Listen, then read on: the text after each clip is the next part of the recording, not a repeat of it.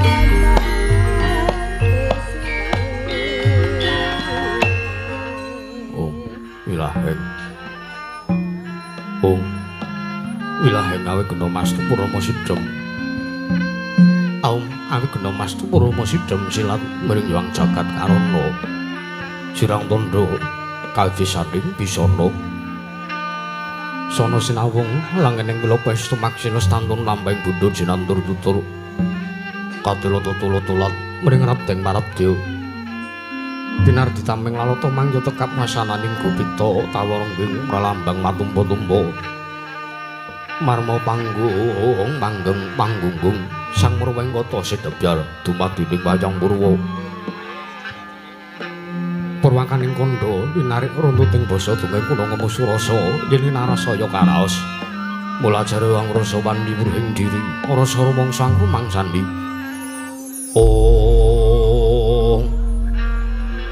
lir jalma ngilu kaca jarwe wis rakup ceng carita lebet wis kagelar jroning pagelaran Yoga Jatra mriksani pagelaran Ringgit Purwa Surya Candra Tarawih ngartika wis kelur putrating kawasa sahari ratri angidri bawana ora teking dong sira blir kebanti temat dadi pitanganing dina sasi warsi windu kang sarta abad tetunglang tangkal temangkar ya sinirambun ya jalapating krembyah dadu padhang ing kutu-kutu walang katuga burana wang burut dadu branan tanpa wicalan padhang terwangat sinari sangbang renang ing arsa murbawani jagat mungging jagat wetan tumunggu-munggu mungging kalingan mukir abang prengangah lamun gajayah dilan-dilato bumi saya tangu sumurup sangbang arko katos mubakanan gereng abang esmu jenar kabur bawan senari sangbang basonto tanem to katon nuju royo-royo amangku gunung kang biru moyo-moyo pucuing gunung ki malang gendanu kasil ring para bancana lenggat lenggut nganti kaya gunung Makuna mega tan wetawis dangu seleng kawula tasih tinularsa angupaya boga karo Tegal Sawahi anglu surur tatana pedhote sinambi sendonan sesindenan mikul karo kune anggiring raja kayane sawanana pirembakan Samara Wangi Sanggang Arkosa dangu saya inggil wis katon melos sinari jagat durung kebal papan lor kedulitan kulun sinari jagat kang samya boyo tur bulit jor berkekuwung prandini tatan wonten ingkang amat dari kekuwung ing praja negari ing Simbar Manyura abanjur karo pambukaning kandha saratri ing mangke krana negaring Simbar Manyura dumadi saking pulo-pulo bebanjaran sinasapan tuya binawi nampi ombak samudra binang langkut kang tanpa pagut pekating manunggal kapantok uruting Cakrakala wane-wane cakring pepisik saweneng krebeng jurang corong kinepung gue sirung kinarya sesuing peksi lawit yang sarang burung wonten ugi pasisiran tersasana jembar kebukaning pasir gemlawan garis pinggir tanem tuhang rembuyung royo-royo ngarang witri rawir-wiron kelapa bumi subur pasiten mamuru sadengah nandur tangkar tumangkar kawuryan dadi lasin tentang keparang caket dan mangarso mungung nalindrek Simbar Manyura nalindro kakapit kesa godheng wong Simbar Jojo kasinungan kasekten kuwi nangge Sang Nata Prabu Surabrama Diraja Are Sang Nata Prabu Surabrama Diraja nalindrek Simbar Manyura ngawe sangjaring para nayaka para kadang miwas sangjaring para Senopati Wadyabala duwen kawula wonten madaring negaring Simbar Manyura lenggeng kepareng caket dene mangarsa muhung nenggih Sang Adipati Naga Bantala datan kantun piswanira Sang Adipati Naga Bawana tan kantun piswanira Patih negaring Simbar Manyura nenggih Sang Repyanapati Denda Bau nalika semanten Sang Nata Prabarsa paring sabda pangandika datuku mangga wijining pandika Sang Prabu Surabrama Diraja ingkang dereng kababaring lesan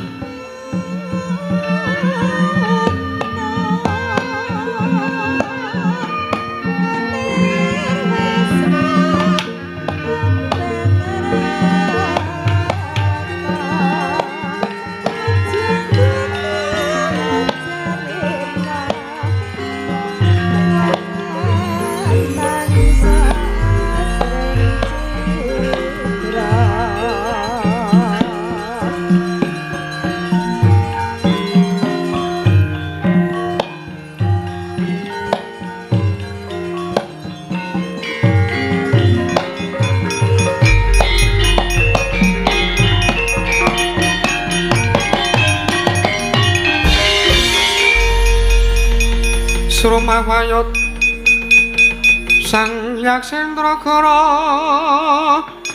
rupa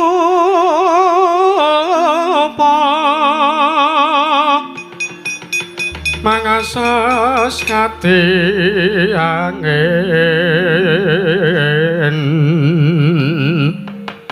pang sempal kaprapal selo selo kaplesat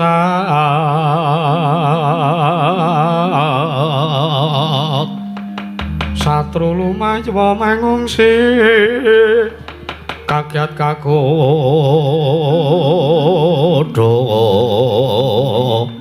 kang jaga-jaga bumi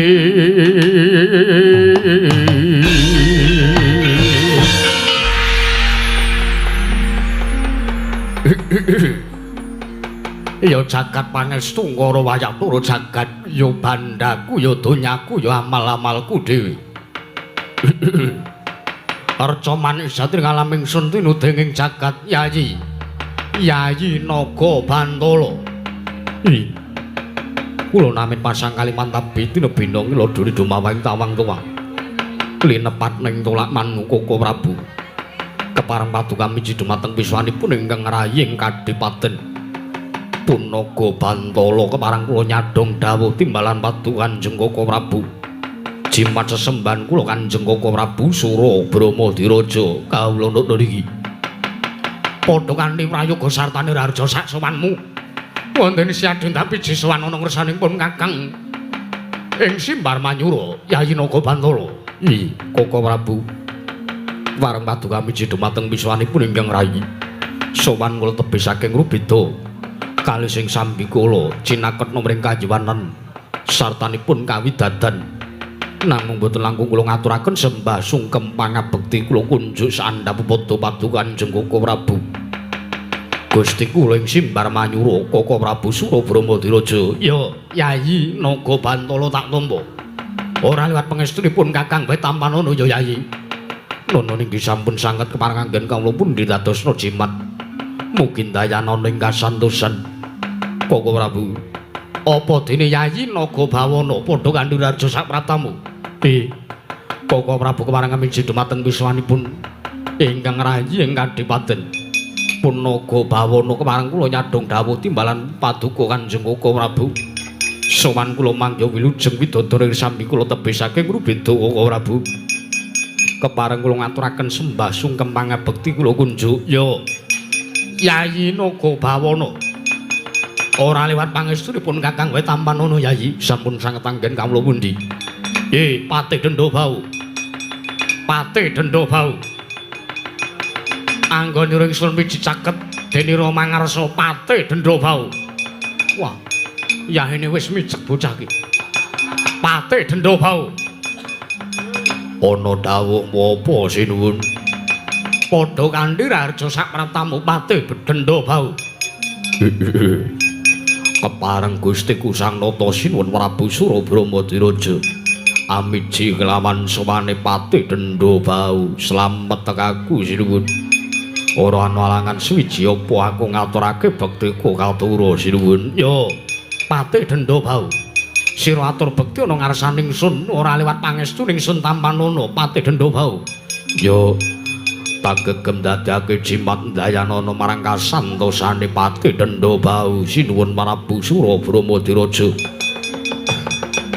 Yayi Naga Bantala kula wonten maring adhawuh paduka Kanjeng Koko Prabu apa dene Yayi Naga Bawana wonten maring paduka adhawuh Kanjeng Koko Prabu Sura Bramadiraja mesti wae gawe kaget teka wektu dina iki panjenenganing sun nglumpuhke Sanghyang Purwadabala merga cekak gampange bloko suta cekaos ora tak tutup-tutupi mesti wae Sanghyang Para Kawula sartane siading kadipaten uga wis mangerteni kalamun ta wektu dina iki ya ratu Gustimu ya panjenenganing sun nedeng ora rena penggali merga wektu dina iki panjenenganing sun ketaman lara asmara Yayi Naga Bantala waduh sejatosipun bab perkawis menika ingkang rayi ing kadipaten sampun mangertosi kawit kala wingi Jernyatanipun kula nyumurupi paduka Gusti Sang Nata menika kadidene satriya utawi Nalindra ing sakmangke sampun rubuh bebeteng jiwa kanalindranipun.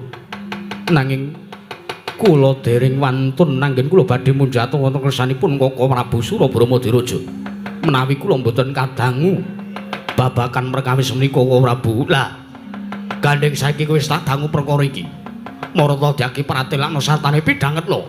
Rungokno sing dadi aturku. Ih, parang padu Kanjeng Koko Prabu Surabrama Diraja Kadiwaran. Wektu dina iki aku gandrung kelawan putri sangka pertapan ing Candhiatar. Atmajane Begawan Brata Sudarsana ya kuwi ingkang asesilih Endang Trirasa Yayi Nagabandala.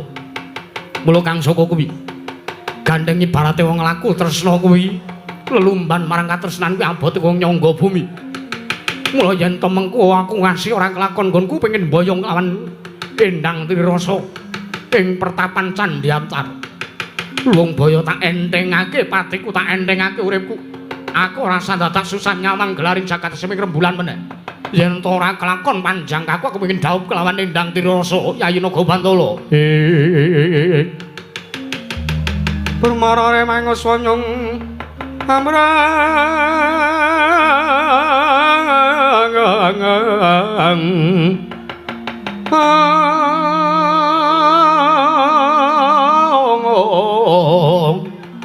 kadikarenaning kaswaseyaning marga malatku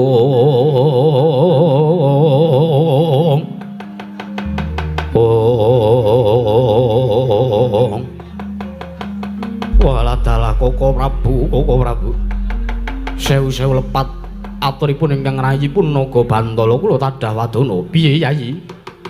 Mboten kateges kula menika badhe nyentulani rembakipun madu Kanjeng Koko Prabu Surabrama Diraja. Nanging kula malah estu sanget bombong tuwin kula mongkok. Tuwin kula nderek mangayu bagya sekedhi jumurung wondene sakmangke paduka Gusti kula Sang Nata ing Simbar Manyura. Badhe amengku suwijining wanita kinarya garwa prameswari wonten madaning kedaton negaring Simbar Manyura. Piye mungguhmu piye? Yen to panjenengan kepengin mengku garwa kelawan Endang Trirasa kira-kira kowe mathuk apa ora? Nggih mathuke mawon.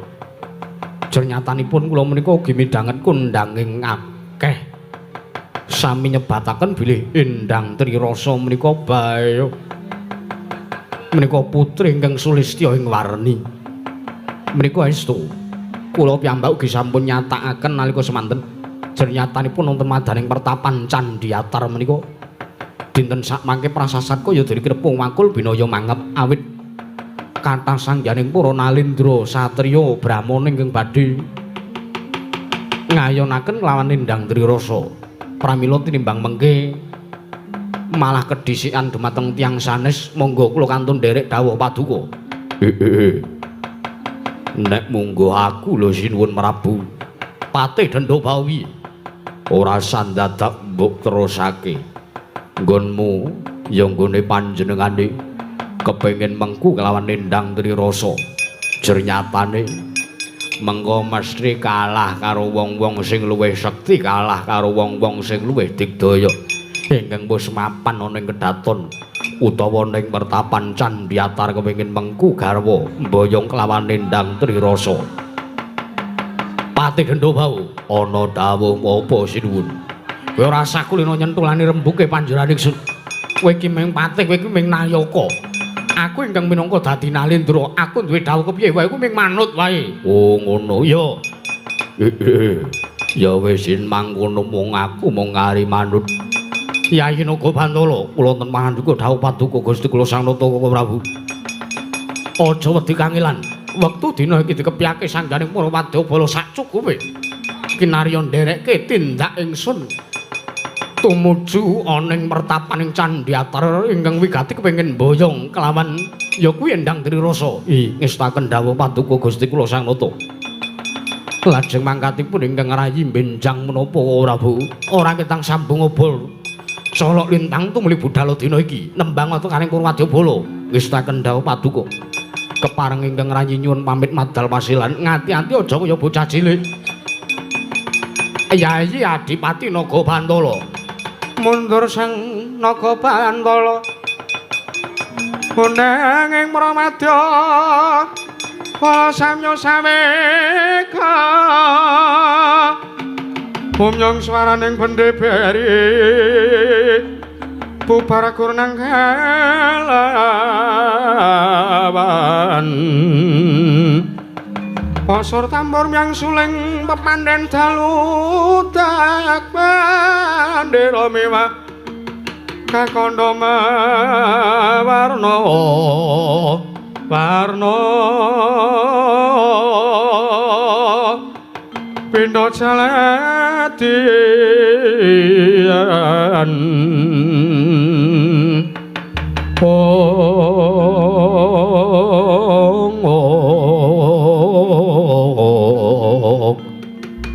asri kawuryan greg-greg swaraning kutha maneng arep magala anyela gandera ana bekar kumilar ing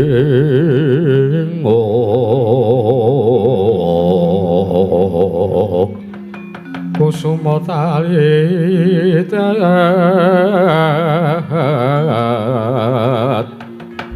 mula cancot acincing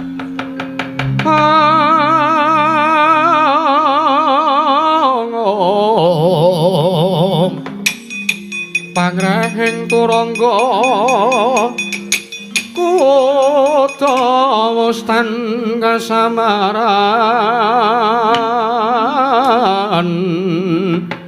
kabeh kena kapurba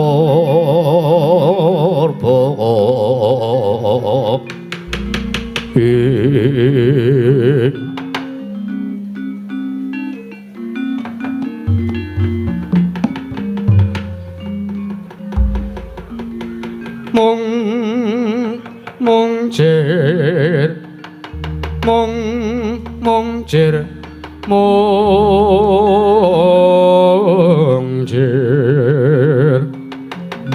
yaksa temahan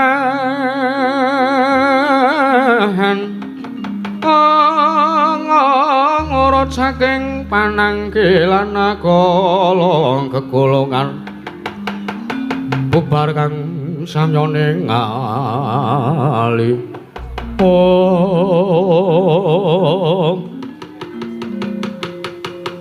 Yayi Patih Dendobau ana dawuh apa Kakang Adipati Naga Bantala gaki bendene ditabuk kae sing padha nggawa gaman wis sawur sing nggawa gaman iya sing padha nggawa tombak wis sawur sing nggawa tombak sing padha nggawa tameng wis padha awur sing padha nggawa tameng sing padha nggawa bedhil wis awur sing padha nggawa bedhil iya sing nggawa mejikom lho piye kae arep perang kok malah sangu sego barang iya mengko tak kandhanani kae malah ana sing nggawa anggur barang jaluken iya mengko tak jaluke Kakang Adipati jaluk terus dienggo wong telu ora sak kesuwen ora ketang sambung obor colok lintang mangkata dina iki njaluk pamit bendene tabuh ya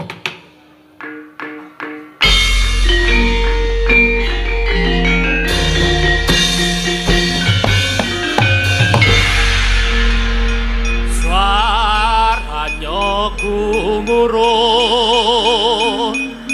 munya bende sasauran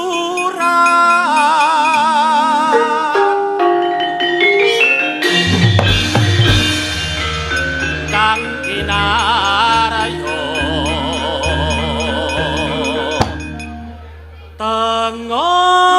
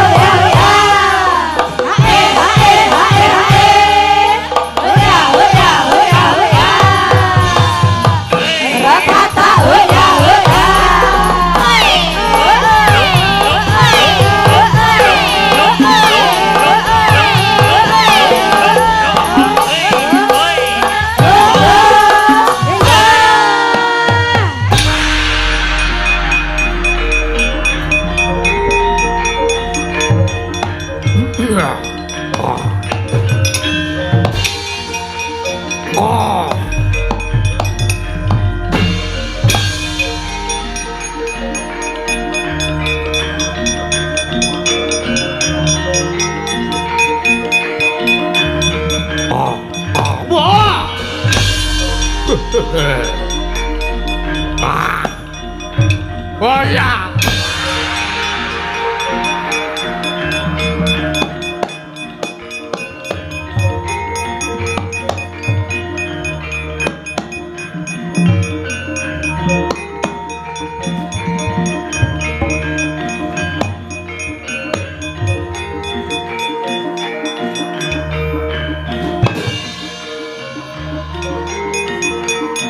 Wujudmu lho.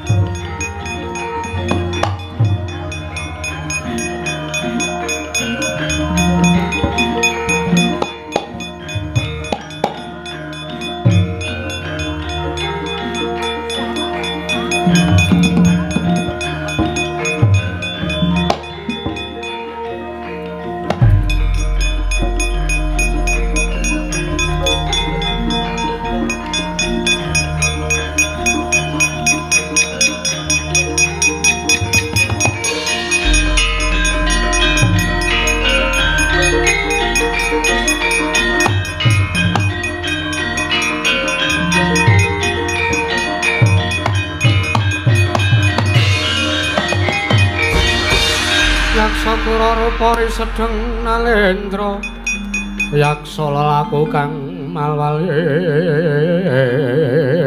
engkang gambira marangan pangise siya ngamata prabawa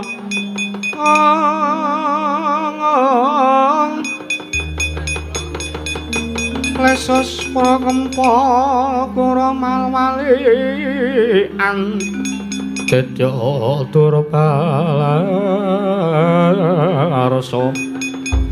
Dedya Durbalarsa sirnaning lawan Om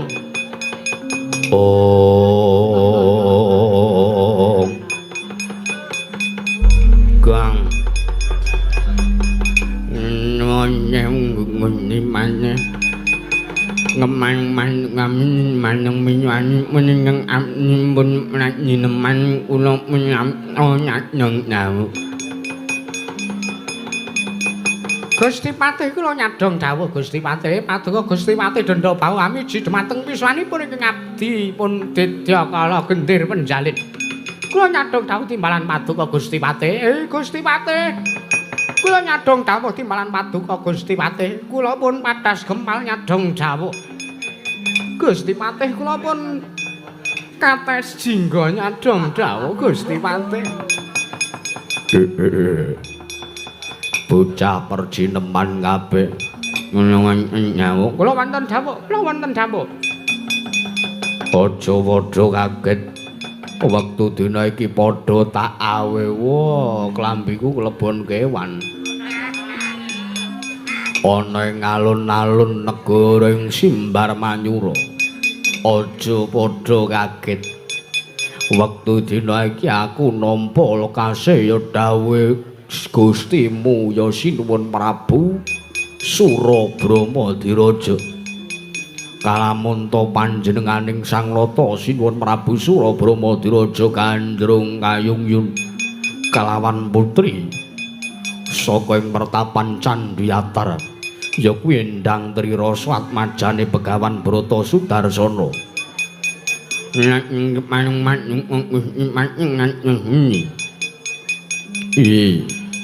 Tumenggung Jaya Karneli wonten mangatnya wektu dina iki ndak jaluk supayane kare kelambit brungkal Kimbul Gajah gelar Singobaro kabeh para wadyabala perjineman supayane laku dedemitan ngrumaja ngisartaning jampangi tindai ratu Gustimu sinuwun Prabu Surabrama Diraja ageng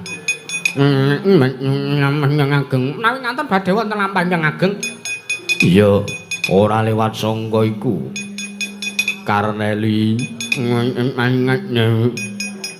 budalna kabeh sangganing para wadyabala perjineman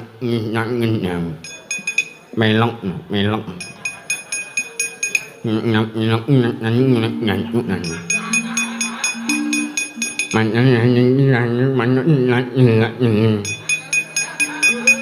kowe iki ngomong apa ora nyenengi nang nyawuh manung ngono nyimat nyenuk mang nengan ngene mamit manilan hati-hati aja kaya bocah cilik kabeh bocah perjineman ya pengawan pacet pandang lan project lan setan sing robotan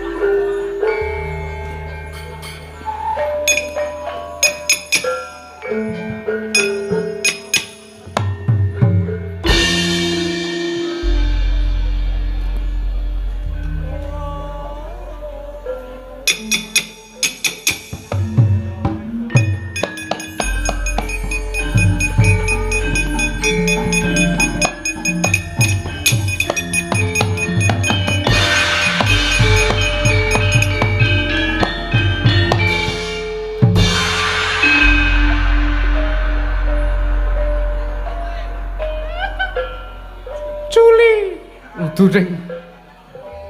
Kok ngene kok Juli. Ayo kanca-kanca padha budal. Aku tak ora melu sik. Aku tak ning Jakarta wae. Wong dina iki pelantikan. Kanca budal co.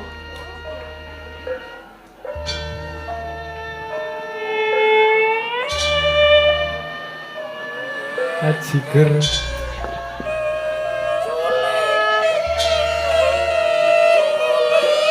Juli. Cali. Juli.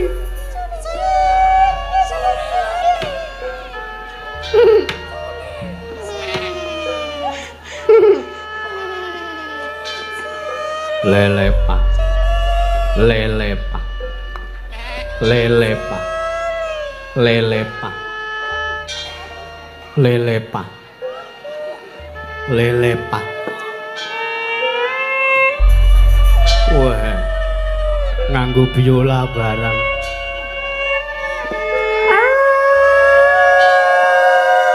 Apa kae?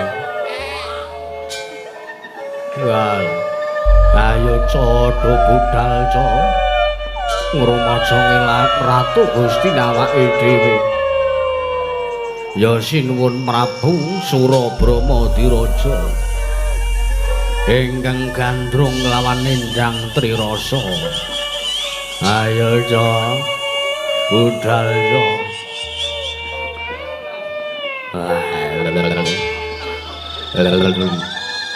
Sapa iki? Sinden rong tau weruh le menyang iki.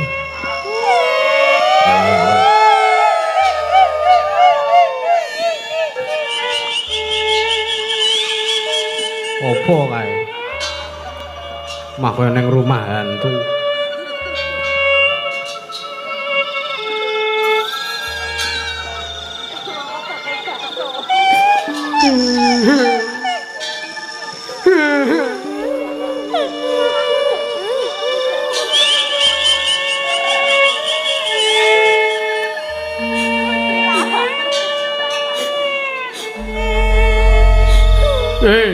Cah. Wah, kok dong ijling wae. Enteni, Bos.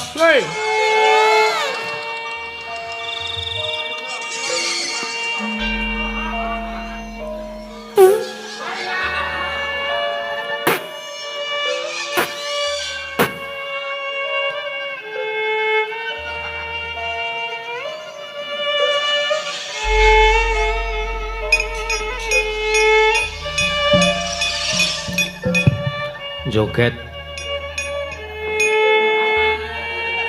Ayo. Ayo. Sing bare entuk titipan.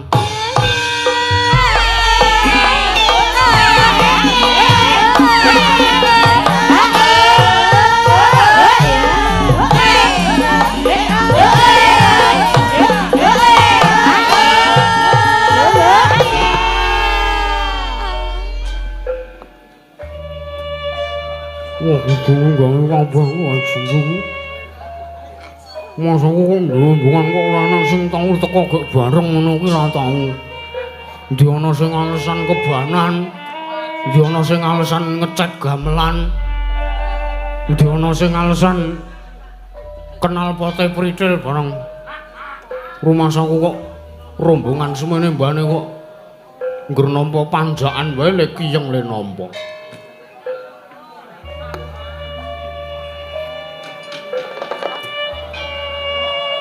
Ayo rombongan campur sari. Ayo. Ora, ibu kok semene gedene.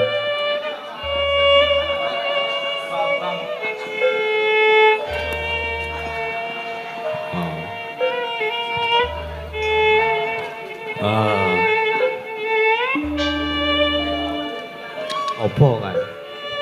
Apa kan?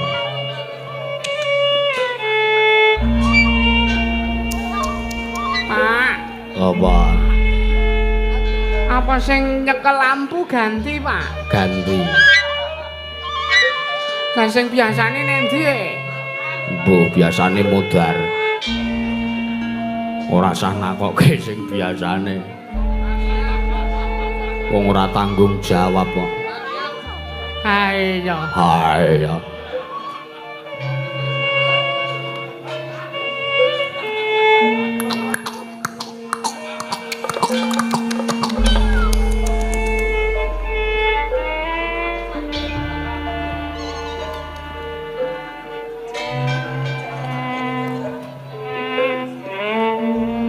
Cah.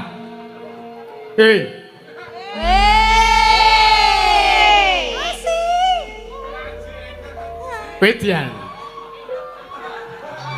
Sinden-sinden kok do nyuwara kabeh iki badhe tumben.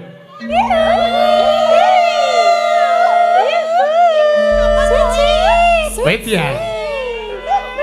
Wis ah. Aku bareng jaipongi wayang campursari entuk titipan.